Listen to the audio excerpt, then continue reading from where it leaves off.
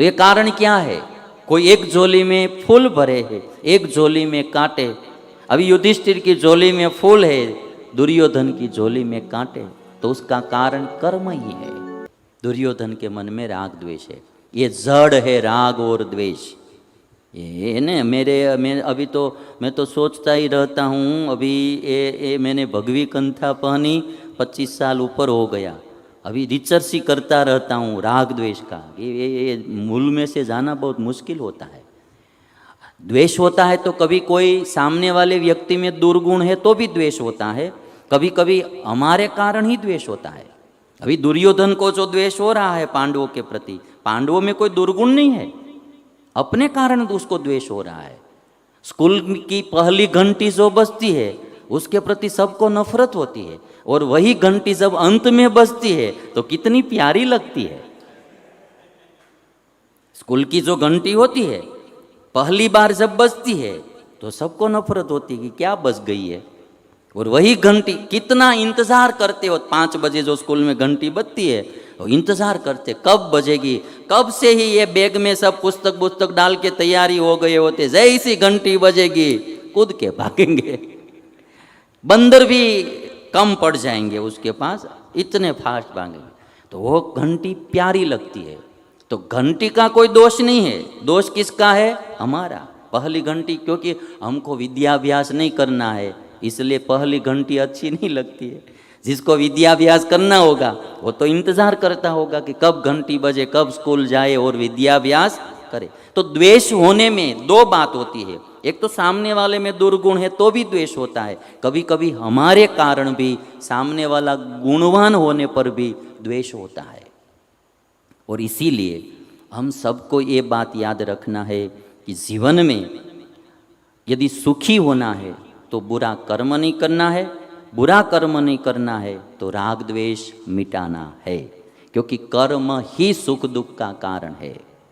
किसी ने बहुत अच्छी बात लिखी है, कभी खुशी का बाग है जिंदगी, कभी खुशी का बाग है जिंदगी, कभी उदासी की आग है जिंदगी।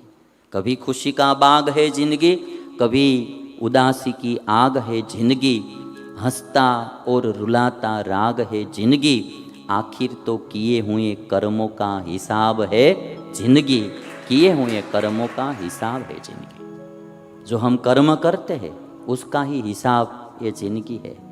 फिर किसी और को दोष देने की ज़रूरत नहीं है, जो कर्म हम करेंगे उसका फल हम भुगतेंगे ही। ये मैसेज देता है, एक बार आप गलत कर्म करेंगे ऊपर वाला नहीं अभी फाइल हाथ में लेंगे छोड़ देंगे, तो आपको लगेगा चलता ही है ना।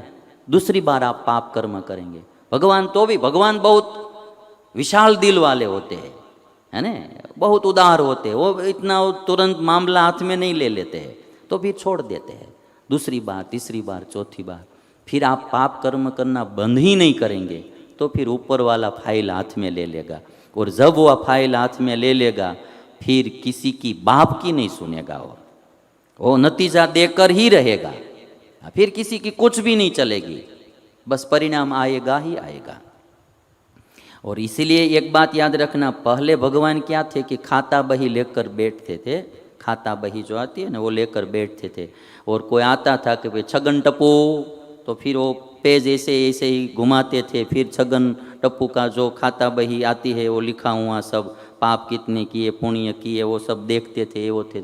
तो इसलिए कर्म का फल मिलने में थोड़ी देर लगती थी। अब तो भगवान भी लैपटॉप लेकर बैठते हैं, जैसे ही बोलेगा छगन टप्पू, एक स्विच दबाएंगे, छगन टप्पू की सब हिस्ट्री जो है वो बाहर आ जाएगी कि कब कब कितनी चोरी की थी, कितनी लूट की थी, क्या क्या किया था, क्या कौन कौन सा घोटाला किया था, सब आ जाएगा, हिसाब तुरंत आ जाएगा।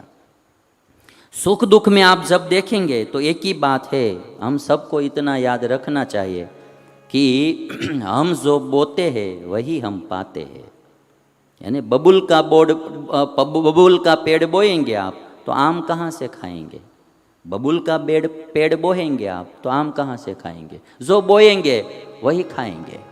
जो दुख हमारे जीवन में आते हैं तो फिर आज हमको लगता है कि ये दुख इसने क्यों दिया, उसने क्यों दिया, वस्तुतः वो हमारे छिलके का ही दुख होता है, हमारे छिलके का ही दुख होता है। इसलिए जो एक राजा की कहानी में कभी कभी गुजराती में तो हर बार सुनाता हूँ कि एक राजा के 3 मंत्री थे। तीनों मंत्रियों को राजा ने एक एक थैला दिया और कहा कि आप बगीचे में जाओ और फल लेकर आओ। तो तीनों मंत्रियों गए। तो जो पहला मंत्री था तो उन्होंने सोचा कि अब ये राजा क्यों इतना ये फल मंगवा रहा है, उसको कुछ काम तो होगा नहीं।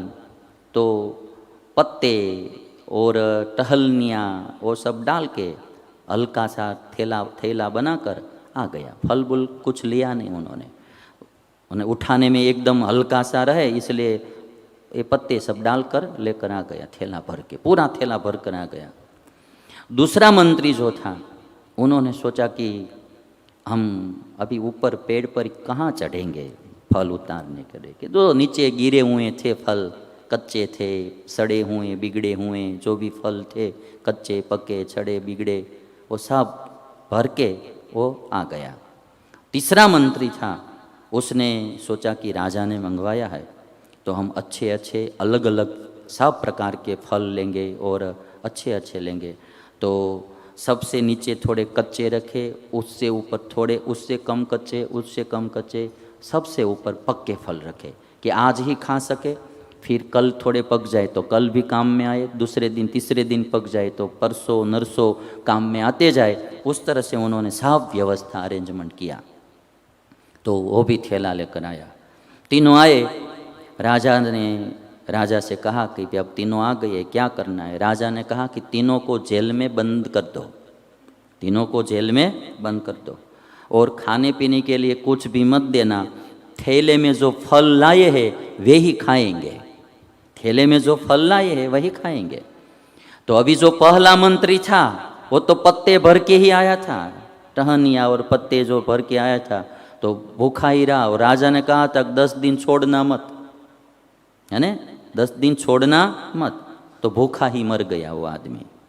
दूसरा जो था वो कच्चा पक्का सड़ा हुआ बिगड़ा हुआ फल लाया था, वो खाया, भूख लगती थी, खाना तो पड़ता है, तो वो बीमार हो गया और दुखी हुआ। और तीसरा जो था आज पके ऐसे फल लाया था, वो आज खाया, कल पके ऐसा फल कल लाया, ऐसे ही पूरा 10 दिन उसका निकल गया और सुख से रह लिया। ये जो कहानी है, राजा वो भगवान है, मंत्री हम सब जीव है। जैसा थैला भर के हम इस दुनिया में आए हैं वैसा ही फल खाने का होता है। थैला हमारा भरा हुआ ही है, हम फिर दोष दूसरे को देते हैं, हमने ही थैला भरा है, जैसा थैला भरा है हमने वैसा ही फल हमको खाना है। वैसे ही प्रायः सभी जीव अपने कर्म के कारण ही इस संसार में फंसे है और दुखी हो रहे हैं। इसलिए तो जैन धर्म बोलता है कि कर्म बंद करो। जीव दया ऐसे ही नहीं आई है। बुद्ध भगवान ने जीव दया पर इतना भार क्यों दिया? बड़े बड़े अशोक चक्रवर्ती जैसे राजा जो थे वे भी हिंसा छोड़कर, युद्ध छोड़कर, किसी को दुखी करने का छोड़कर पूरा परिवार बौद्ध धर्म के प्रचार में लग गया था। ये सब क्यों किया गया है? क्योंकि कर्म ही आदमी का दुख का कारण होता है। ये चोरी का फल है। क्या है? चोरी का फल है। और इसीलिए हम सबको एक बात ध्यान में रखनी चाहिए। हम सुबह में उठते हैं ना, तो प्रायः गृहस्थ, हमारे पास तो 2 ही कपड़े होते हैं, तो बस 2 ही जोड़ी होती है। एक जोड़ी पहनी होती है, सुबह में दूसरी एक ही होती है, इसलिए दूसरा हमको कोई सोचना नहीं होता। किंतु ये जो संसारी लोग होते हैं तो कई लोगों के पास तो 100 जोड़ी, 200 जोड़ी कपड़े होते हैं। तो सुबह में आदमी उठकर ये सोचता है कि मैं कौन सा कपड़ा पहनूं तो अच्छा लगूं। सुबह में हर रोज आदमी यह सोचता है कि मैं कौन सा कपड़ा पहनूं तो अच्छा लगूं, किंतु वह नहीं सोचता है कि मैं कौन सा कर्म करूं तो मैं भगवान को अच्छा लगूं। मैं कौन सा कपड़ा पहनूं तो अच्छा लगूं वह सोचता है, किंतु वह नहीं सोचता कि मैं कौन सा कर्म करूं तो भगवान को अच्छा लगूं, यह नहीं सोचता है। और इसलिए परसों नरसों मैंने कहा था कि चेहरा साफ रखता है जिस पर लोगों की नज़र होती है, किंतु दिल को साफ नहीं रखता जिस पर ऊपर वाले की नज़र होती है, वो नहीं रखता।